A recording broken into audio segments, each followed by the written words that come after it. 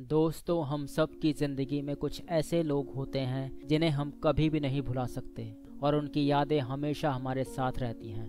आज की कहानी एक ऐसे इंसान के बारे में है जिसे ज़िंदगी में अकेलेपन ने इतना घेर लिया है कि उसकी ज़िंदगी उसके बीते हुए कल में ही सिमट कर रह गई है।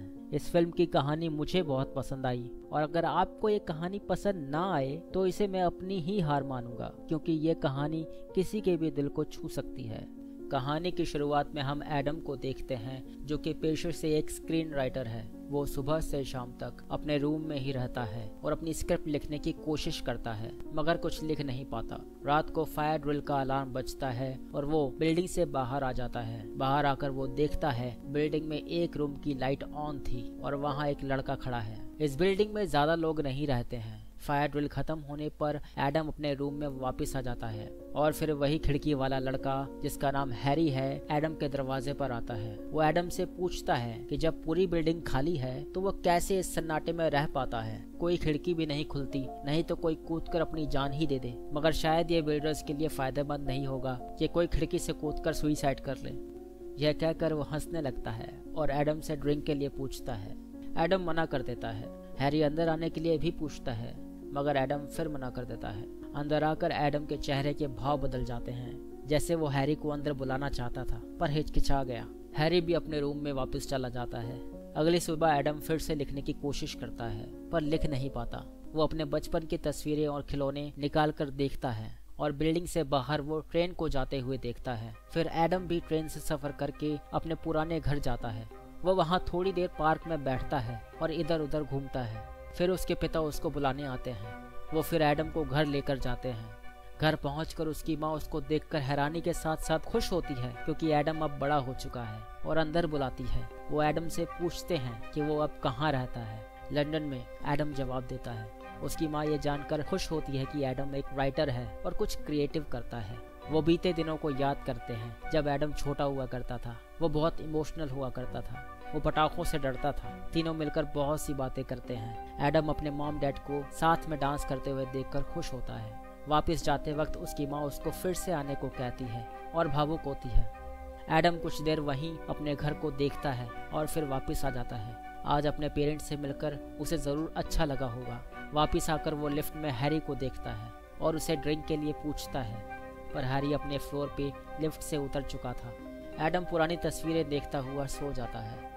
अगले दिन वो अपनी स्क्रिप्ट राइटिंग में थोड़ा काम कर पाता है। वो खिड़की से बाहर हैरी को देखता है और हैरी नीचे से उसी की तरफ देख रहा था। हैरी ऊपर एडम के कमरे में आ जाता है और दोनों बैठकर बातें करते हैं। वो दोनों अपने गे होने की बातें बताते हैं और फिर दोनों जिस्मानी होते हैं। थोड़ी देर बाद हैरी एडम और उसके परिवार की तस्वीरें देखता है और उनके बारे में पूछता है। एडम बताता है कि उसके मॉम और डैड मर चुके हैं जब वो 11 साल का था। अब हम ये तो जान चुके हैं कि वो अपने पुराने घर में अपने मॉम और डैड को सिर्फ इमेजिन करता है। आज वो फिर से अपने पुराने घर जाता है और अपनी मॉम से मिलता है। उसके पिता घर पर नहीं है, शायद इसीलिए क्योंकि वो अपनी मॉम से ही बातें करना चाहता है। बारिश की वजह से वो भीग गया था और इसीलिए उसकी मॉम उसके कपड़े सुखाने के लिए उतार देती है। वो अपने कमरे में जाता है जहाँ वो अपने सामान को देखता है। तभी उसकी माँ वहाँ आती है और वो एडम को उसकी भीगी हुई शर्ट को भी उतारने को कहती है। एडम को शर्म आती है, मगर फिर टी शर्ट उतार देता है। उसकी माँ उसको देखकर हैरान होती है, क्योंकि वो अब बड़ा हो चुका है। वो कहती है कि तुम अपने पिता के जैसे नहीं हो, क्योंकि तुम्हारे चेस्ट पर तो बाल ही नहीं है। इसके तुरंत बाद वो कहती है कि तुम बिल्कुल मेरे पिता के जैसे हो। यहाँ साफ है कि एडम जाने अनजाने कोशिश कर रहा है अपनी माँ के साथ एक और स्ट्रॉन्ग कनेक्शन बनाने की, ताकि उसकी माँ को उसका बेटा अजीब ना लगे। ठीक है, अगर वो उसके पिता जैसा नहीं दिखता, मगर वो अपने नाना के जैसा तो दिखता है। थोड़ी देर में एडम की माँ उससे पूछती है कि एडम की कोई गर्लफ्रेंड है या नहीं, क्योंकि एडम ने कोई रिंग नहीं पहनी हुई है। उसकी माँ को लगता है कि एडम की गर्लफ्रेंड जरूर भूरे बालों वाली, बहुत ज्यादा पतली नहीं पर एक बहुत स्मार्ट औरत होगी। ध्यान देने वाली बात यह है कि एडम उसको बस इमेजिन कर रहा है। शायद इसीलिए उसको ये लगता है कि उसकी माँ अपने जैसे ही भूरे बालों वाली, बहुत पतली नहीं पर एक स्मार्ट लड़की अपने बेटे के लिए चाहेगी। यहाँ पर एडम कहता है कि उसे लड़के पसंद हैं, लड़कियाँ नहीं, वो गे है। उसकी माँ को बहुत हैरानी होती है ये जानकर कि एडम गे है। वो नहीं समझ पा रही है कि उसको कैसे रिएक्ट करना चाहिए। वो ठीक वैसे ही रिएक्ट कर रही है जैसे 30 साल पहले लोग करते थे होमोसेक्सुअलिटी को लेकर। उसकी माँ उससे पूछती है कि क्या तुम्हें लोग परेशान नहीं करते। एडम बताता है कि अब चीज़ें बदल गई हैं और लोगों की सोच भी बदल गई है होमोसेक्सुअलिटी को लेकर। उसकी माँ पूछती है कि क्या वो शादी करके बच्चे नहीं चाहता। एडम बताता है कि वो बच्चे पाल सकता है। अब 2 मर्द और 2 औरतें आपस में शादी कर सकते हैं और बच्चे भी पाल सकते हैं। वो बताता है कि शादी और बच्चों के बारे में उसने अभी सोचा नहीं है। उसकी माँ थोड़ी सी चिंता में दिखाई देती है। उसे पछतावा हो रहा है कि उसने कभी इस बात पर ध्यान क्यों नहीं दिया कि एडम को बचपन में कैसा महसूस होता था और उसके दिमाग में उस समय क्या चल रहा था। उसने एक बार घर से भागने की कोशिश भी की थी, मगर पैसे खत्म होने की वजह से वो नहीं भाग पाया। वो कहाँ भाग कर जाता, ऐसा उसकी माँ पूछती है। एडम अब भी इस बात का जवाब नहीं जानता। बचपन का उसका वो बुरा वक्त शायद उसे भागने पर मजबूर कर रहा था। कहाँ भाग कर जाएगा ये उसने कभी सोचा नहीं होगा। हम अब ये बात समझ सकते हैं कि एडम ने घर आकर अपने पिता को इमेजिन क्यों नहीं किया, क्योंकि वो सबसे पहले अपनी माँ को इमेजिन करके उनसे ही अपनी सेक्सुअलिटी के बारे में बताना चाहता था। उसे लगता है कि उसकी माँ उसे समझ पाएगी। एडम इतना अकेला और टूटा हुआ है कि उसके पेरेंट्स के मरने के बाद भी वो उनसे एक काल्पनिक अनुमति चाहता है कि वो जो भी है आज उसके पेरेंट्स उसके साथ हैं और उससे खुश हैं। एडम के घर वापस आने पर हैरी वहां आता है और वो एडम को एक हॉट बात दिलाता है। हैरी एडम को अपने साथ जिस्मानी होने के लिए भी कहता है और फिर थोड़ी देर में दोनों जिस्मानी होते हैं। फिर दोनों आपस में बातें करते हैं अपने परिवार के बारे में और अपनी ज़िंदगी के बारे में। हैरी की ज़िंदगी को एडम समझ सकता है और उसके साथ रिलेट कर सकता है, क्योंकि वो भी इस वक्त से गुजर चुका है। मगर आज एडम को अच्छा महसूस हो रहा है। वो शायद अपनी माँ से खुलकर बातें करने के बाद, भले ही उसकी माँ उसकी इमेजिनेशन ही थी। अगले दिन वो फिर अपने पुराने घर जाता है। इस बार उसके पिता घर में है और उसकी माँ घर में नहीं है। शायद एडम को आज अपने पिता से बातें करनी है। वो अपने पिता से पूछता है कि वो उसकी सेक्सुअलिटी के बारे में क्या सोचते हैं। उसके पिता कहते हैं कि उन्हें हैरानी हुई है ये जानकर, पर वो हमेशा से ये जानते थे कि एडम एक लड़की के जैसे नाजुक था। कई बार बताने के बावजूद भी वो एक बॉल भी ढंग से नहीं फेंक सकता था। उसके पिता एडम को बताते हैं कि उन्होंने सुना है एडम को उसके कमरे में अकेले रोते हुए। एडम कहता है कि मुझे सब परेशान करते थे, मुझे चिढ़ाते थे, कोई मेरे साथ नहीं खेलता था, कोई भी मुझसे अच्छे से बात नहीं करता था, सब मेरे साथ बुरा बर्ताव करते थे। एडम कहता है कि जब मैं अकेले कमरे में रोता था तो आपने कभी मुझसे कुछ पूछा क्यों नहीं। उसके पिता कहते हैं कि मुझे लगता था कि तुम एक डरपोक लड़के हो और इसीलिए सब तुम पर रौब जमाते हैं। अगर मैं उनमें से होता तो मैं भी तुम पर रौब जमाता। एडम कहता है कि उसे भी यही लगता था, इसीलिए उसने कभी भी अपने बारे में अपने पिता को नहीं बताया। उसे अपने पिता की सारी बातें याद हैं, कैसे वो उसको बार बार कहते थे कि पैर के ऊपर पैर रखकर मत बैठो, और आज भी वो जब भी पैर के ऊपर पैर रखकर बैठता है तो उसे अपने पिता की याद आती है। उसे याद है कि उसके पिता को क्रिसमस ट्री को सजाना कितना पसंद था। उसके पिता भावुक होकर कहते हैं कि उन्हें दुख है इस बात का कि कभी भी वो उसके कमरे में नहीं आए। जब भी एडम अकेले में रोता था, एडम भी भावुक हो जाता है और फिर उसके पिता उसको गले लगा लेते हैं। एडम खुद को एक 11 साल के बच्चे के जैसा महसूस करता है। आज एडम के दिल पर से एक बोझ सा उतर गया। वो खुश है और वापस जाकर हैरी के साथ बाहर क्लब में जाता है और दोनों बहुत मज़े करते हैं। वो दोनों अब ज़्यादा समय साथ में रहने लगते हैं। एक रात एडम अपने सपने में अपने बचपन का समय देखता है। वो देखता है कि उसके पेरेंट्स क्रिसमस ट्री को डेकोरेट कर रहे हैं और एडम भी बचपन के जैसे उसमें मदद करता है और फिर तीनों मिलकर फोटो लेते हैं। एडम अपनी माँ से पूछता है कि ये जो भी कुछ हो रहा है वो सब कब तक और चल सकेगा। उसकी माँ उसको कहती है कि ये तो वो भी नहीं जानती कि वो उससे कब तक इसी तरह से मिलते रहेंगे। वो दोनों बाहर ड्रिंक्स के लिए जाने वाले हैं। ये सुनकर एडम घबरा जाता है। फिर वो अपने पेरेंट्स के कमरे में जाता है और उन दोनों के बीच में लेट जाता है। उसकी माँ उससे पूछती है कि हमारे जाने के बाद तुमने क्या किया। एडम बताता है कि मैं दादी के साथ रहा। जब मैं 20 साल का हुआ तब मैं आप दोनों के साथ अपनी ट्रिप्स को प्लान करता था। मैं आपके साथ बहुत सी जगह घूमने गया।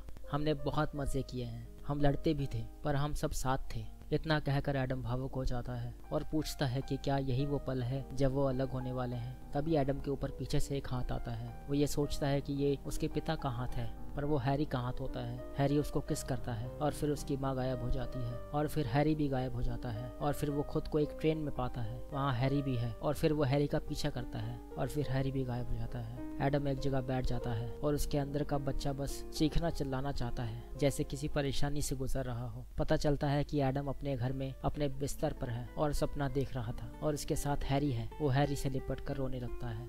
एडम हैरी को बताता है कि उसके पेरेंट्स क्रिसमस की रात बाहर ड्रिंक्स करने गए थे और फिर खबर मिलती है कि उनकी कार का एक्सीडेंट हो गया है। डैड उसी समय मर चुके थे, पर मॉम बुरी तरह से घायल हो गई थी और फिर कुछ दिनों बाद वो भी मर गई। एडम को उन्हें आखिरी बार देखने भी नहीं दिया गया, क्योंकि शायद इससे एडम को सदमा पहुंच सकता था, क्योंकि एक्सीडेंट में उसकी माँ शीशे से जाकर टकरा गई थी और उनकी एक आंख भी बाहर आ गई थी और बहुत बुरा हाल था। एडम उनकी वो आंख रोड के साइड पर ढूंढने में गया था, पर नहीं मिली। पता नहीं वो क्या सोच रहा था, जैसे उसकी मॉम की वो आंख उसे पहचान लेगी। ऐसा कहते हैं कि उसकी माँ मरने से पहले एक बार बेहोशी से जागी थी। एडम ये सोचकर परेशान है कि उन्हें कुछ दिखाई नहीं दे रहा होगा तो उन पर क्या बीत रही होगी। हैरी को एडम से बहुत हमदर्दी है। एडम की सबसे बड़ी तकलीफ उसका अकेलापन है, जो उसके दिल में समय के साथ घर कर गया। अब उसके लिए भविष्य कुछ भी महत्व नहीं रखता। वो हैरी को अपने साथ अपने पुराने घर ले जाता है। वहाँ वो अपने घर का दरवाजा खटखटाता है। हैरी उसको रोकता है क्योंकि वहाँ अंधेरा है और कोई नहीं रहता। हैरी एडम को घर चलने को कहता है, पर वो अपने मॉम डैड को आवाजें लगाता रहता है और खिड़की के अंदर झांकने पर उसको उसके पेरेंट्स दिखाई देते हैं। हैरानी की बात यह है कि हैरी को भी उसके पेरेंट्स दिखाई देते हैं, पर यह कैसे संभव है। उसके तुरंत बाद एडम नींद से जागता है। उसके पेरेंट्स उसे बताते हैं कि उन्होंने हैरी को देखा। क्या वो एडम का बॉयफ्रेंड है? क्या एडम उससे प्यार करता है? एडम को नहीं पता, क्योंकि इससे पहले उसने कभी किसी से प्यार नहीं किया। एडम के पिता कहते हैं कि अब उसे उनसे मिलने नहीं आना चाहिए, ऐसा करने से उस पर बुरा असर पड़ रहा है। एडम रिक्वेस्ट करता है कभी कभी मिलने के लिए या साल में 1-2 बार मिलने के लिए, पर वो कहते हैं कि ये एक ना एक दिन खत्म होना ही है, उसे आगे बढ़ना होगा। मैं फिर याद दिलाता हूँ कि ये सब एडम की इमेजिनेशन है। वो जो भी उसके पेरेंट्स कह रहे हैं या कर रहे हैं, ये एडम चाहता है। उसके पेरेंट्स उसको आखिरी बार उसकी ही फेवरेट जगह पर खाने के लिए ले जाते हैं, जहाँ एडम ऑर्डर करता है और वो वही ऑर्डर करता है जो वो कभी सालों पहले करते थे तीनों मिलकर। वेट्रेस ये भी कहती है कि ये तो बहुत ज़्यादा खाना है। असल में वो ये नहीं जानती है कि एडम ने तीनों के लिए ऑर्डर किया है। क्या हुआ अगर 2 लोग अब केवल उसकी इमेजिनेशन में ही है। ये वक्त है आखिरी अलविदा का।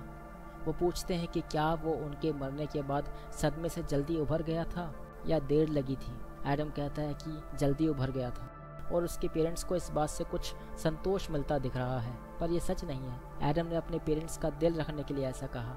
एडम तो 30 सालों के बाद भी आज तक अपने पेरेंट्स को नहीं भूल पाया, इतना कि वो उन्हें इमेजिन करके उनसे बातें करता है।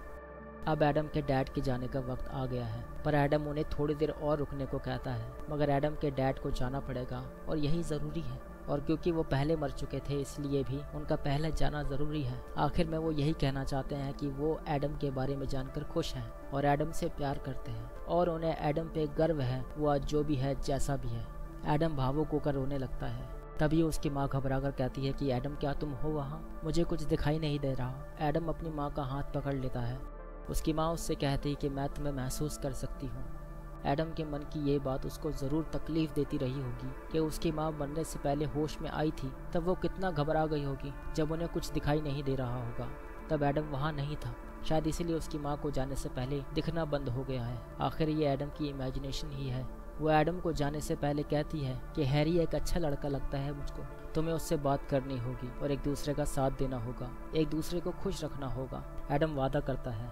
इसके बाद वो भी चुप हो जाती है। एडम वहीं बैठकर रोता है। एडम वापस आकर लिफ्ट से सबसे पहले हैरी के फ्लोर पर उतरता है और हैरी के फ्लैट में जाता है। कमरे से बदबू आ रही है, वहाँ टीवी चल रहा है, ड्रग्स पड़े हुए हैं। एडम हैरी को आवाज़ लगाता हुआ एक कमरे में झांकता है तो उसे हैरी की डेड बॉडी मिलती है। शायद हैरी को मरे हुए काफ़ी दिन हो चुके हैं, क्योंकि वहाँ बहुत बदबू आ रही है। वहाँ पास में ही वही शराब की बोतल पड़ी हुई है जो हैरी उसी वक्त पी रहा था जब वो पहली बार एडम से मिलने आया था। एडम वहाँ से बाहर आ जाता है तो देखता है कि बाहर हैरी खड़ा है। एडम हैरी को इमेजिन कर रहा है। हैरी उससे कहता है कि उस दिन जब वो उससे मिलने आया था तब वो बहुत अकेला महसूस कर रहा था। एडम कहता है कि वो डर रहा था उस दिन उसको कमरे में अंदर बुलाने से। हैरी उससे पूछता है कि क्या वो मर चुका है, उसकी बॉडी को उसके पेरेंट्स ने अब तक ढूंढा क्यों नहीं। एडम उसको कहता है कि वो उसके साथ है। वो हैरी को अपने साथ अपने कमरे में ले जाता है और उसके साथ लेटे हुए बातें करता है। हैरी एडम को कहता है कि अब मेरी यादों को भी तुम अपने दिल में घर मत करने देना। इसके बाद यहीं पर यह कहानी खत्म हो जाती है। जाहिर है कि एडम उस दिन अगर हैरी को अंदर आने देता तो हैरी आज जिंदा होता। पहले एडम को सिर्फ इतना पता था कि हैरी उसकी बिल्डिंग में रहता है और उसे लाइक करता है, इसलिए वो उसकी इमेजिनेशन में खुश मिजाज और रोमांटिक लगता है, या वैसा लगता है जैसे एडम को अपने लिए पार्टनर के रूप में चाहिए। लेकिन अब एडम को जब हैरी की मौत का पता चल चुका है तो हैरी की इमेजिनेशन पहले जैसी नहीं है, वो अब थोड़ी उदास लगती है। एडम अपने पेरेंट्स को इमेजिन करके उन्हें अपने गे होने के बारे में बता रहा था और साथ ही हैरी को भी अपने साथ इमेजिन कर रहा था। आखिर में जब एडम सचमुच में हैरी के साथ होना चाहता है, क्योंकि ऐसा उसकी इमेजिनेशन में उसके मॉम और डैड भी चाहते हैं, तब हैरी भी इस दुनिया से जा चुका है। अब एडम शायद हैरी की इमेजिनेशन के साथ जिएगा, जैसे उसने अब तक की ज़िंदगी अपने मॉम और डैड की इमेजिनेशन के साथ बिताई है। मैंने बहुत कोशिश की है इस फिल्म को सबसे अच्छी तरह से आपको बताने की। अगर आपको ये कहानी पसंद आई तो लाइक करके चैनल को सब्सक्राइब ज़रूर करें। मैं इसी तरह की अलग अलग कहानियाँ लाता रहूँगा। मिलते हैं अगली वीडियो में। धन्यवाद।